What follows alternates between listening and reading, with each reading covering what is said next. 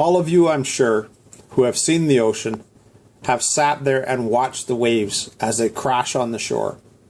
So I decided to include a section in this book that talks about making waves.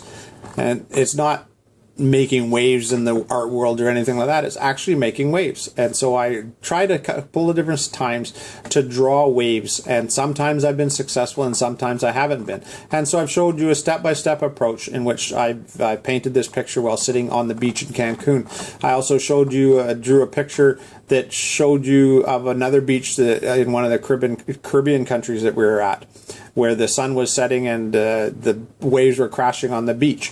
I included one that was a lighthouse, which is in Nova Scotia, and you can just see the way I painted the clouds and the waves crashing on the shore, and I think that one worked fairly well. And with the bird being the focal point, flying in the sky and the star shining up in the sky, I thought it worked fairly well.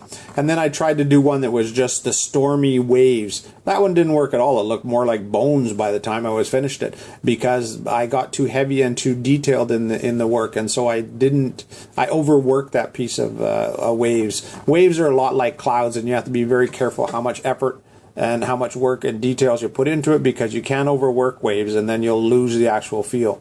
So clouds and waves, difficult to do, so I thought I'd include a chapter to show you what works and what doesn't. Thank you for watching the Drawing Digitally video. Don't forget to comment, suggest, and subscribe.